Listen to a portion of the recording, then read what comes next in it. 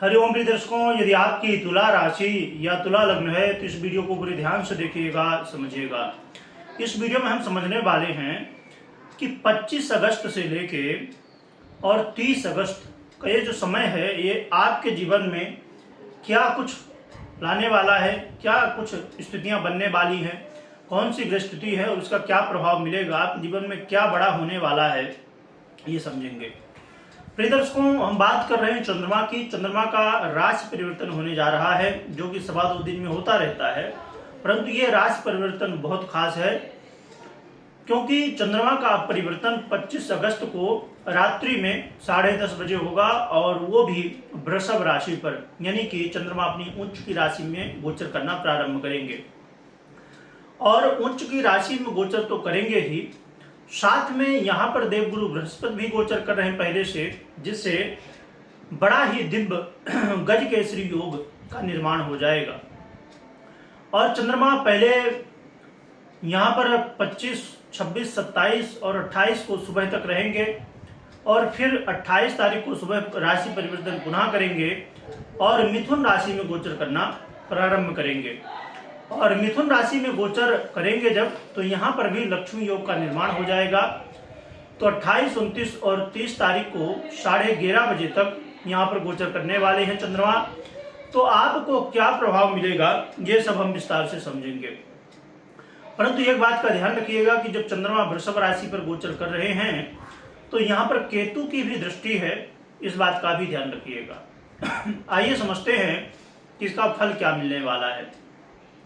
देखा जाए तो ये जो गज केसरी योग बनने जा रहा है, ये तो बड़ा दिव्य है, परंतु इसमें थोड़ी सी कुछ समस्याएं हैं। एक तो केतु की दृष्टि, और दूसरी बात तुला वालों के लिए देखा जाए तो ये अष्टम भाव में बनने जा रहा है।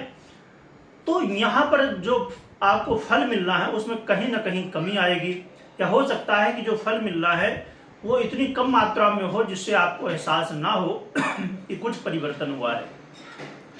यहाँ पर आपके जीवन में यदि आप कोई गुप्त धन प्राप्त करना चाहते थे तो उसके लिए बड़ा अच्छा मौका है।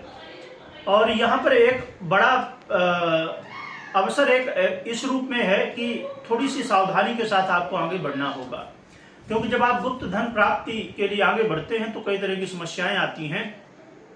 तो बहुत ज़्यादा सावधानी के साथ आगे आप बढ़ सकते हैं, जिससे आप गुप्त धन प्राप्त कर सकते हैं। जो लोग कोई भी काम करने के लिए प्रयास कर रहे हैं परंतु उसमें कहीं ना कहीं कोई रास्ता नहीं मिल रहा है, कुछ निश्चित नहीं हो पा रहा कि आप कैसे ये काम कर सकते हैं, या आप किसी भी विषय में रिसर्च कर रहे हैं, जानना चाहते हैं, समझना चाहते हैं, पर वो चीज़ें क्लियर नहीं हो पा रही हैं, तो ये समय होगा जिसमें ये जो आपके मन का भटकाव है, जो आपकी खोज है, वो पूरी हो जाएगी।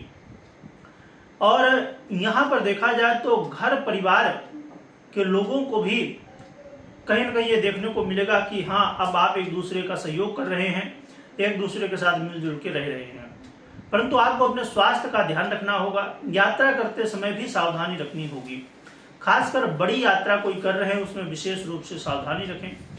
और जो लोग अपने जीवन में क्योंकि देखिए हर एक व्यक्ति की अपनी प्रवृत्ति होती है, स्वभाव होता है। कोई व्यक्ति होते हैं कि बहुत ज़्यादा बोलते हैं, तो इस समय आपको अपने वाणी में संयम रखना है, जो कि आपको लाभ होगा, परंतु वाणी में संयम रखना भी जरूरी होगा। और जैसे ही 28 अगस्त को पुनः चंद्रमा परिवर्तन करेंगे और मिथुन में आएंगे, वैसे ही आपके क्षमा करिएगा, वैसे ही आपके भाग्य भाव में आ जाएंगे और भाग्य भाव में आके आपके जीवन में काफ़ी कुछ बदलाव करेंगे।